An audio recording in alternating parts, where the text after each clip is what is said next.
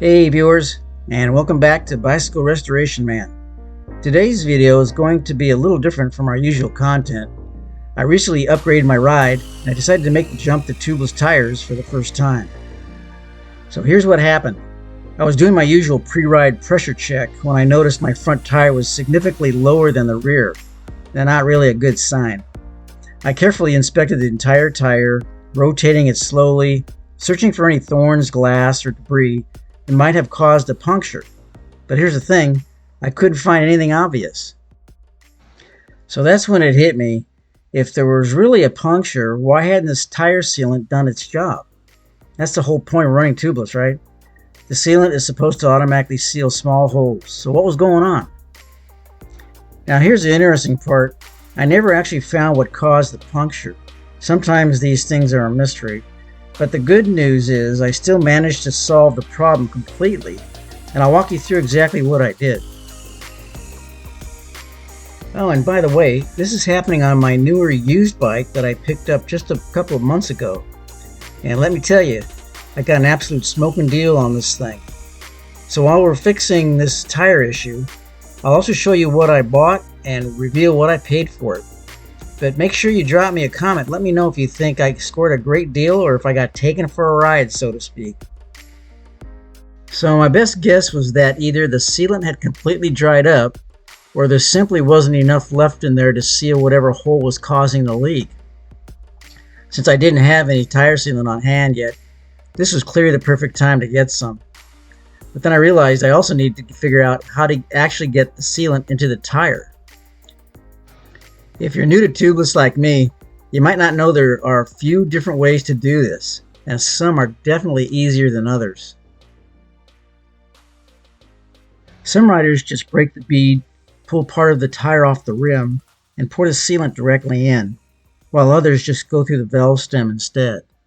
Going through the valve stem seemed like the cleaner, more controlled method, plus you don't have to worry about reseating the tire bead afterward, so that's the route I decided to take.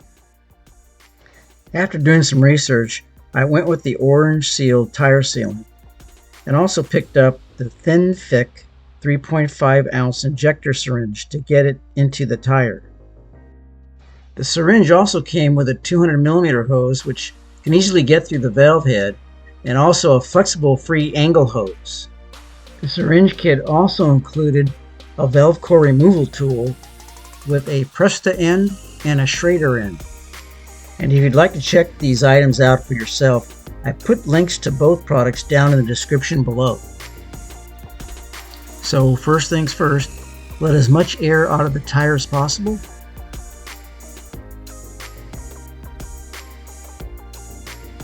Now take your core removal tool and remove the core.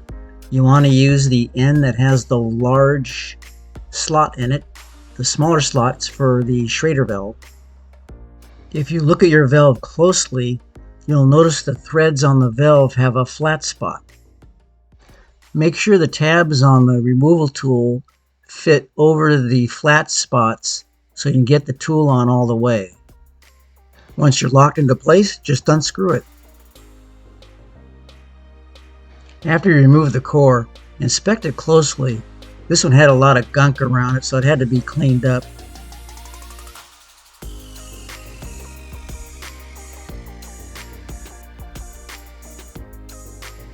So I used the thinner of the two tubes, figuring this would be easier to work with. And then I'd be able to use it to fill up the syringe and also inject the sealant into the tire.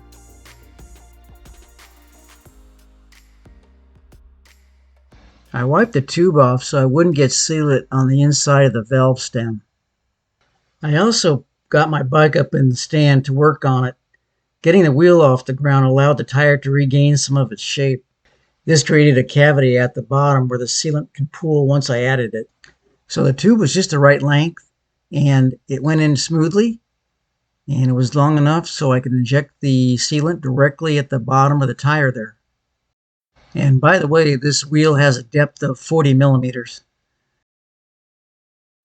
It might be a good idea as you start to pull a syringe out, pull back on the syringe plunger so you don't drip on the inside of the valve stem. Now just reinstall the valve core. Make sure it's turning freely so you don't cross thread it. And just tighten it down the rest of the way with the valve tool. So now I'm inflating the tire to its maximum pressure. The idea here is to force the sealant to find and plug whatever hole is causing the leak, wherever it's hiding in the tire. And now I'm going to spin the tire for a couple minutes to help the sealant do its job. And now we'll just let the tire sit overnight. Alright, we've let the tire sit overnight with the high pressure to give the sealant time to work. Let's check if we've successfully sealed that leak. Okay, it feels firm to the touch, which is a good sign. Now let's get an actual pressure reading. I filled this to 70 psi yesterday. But let's take a look. Excellent.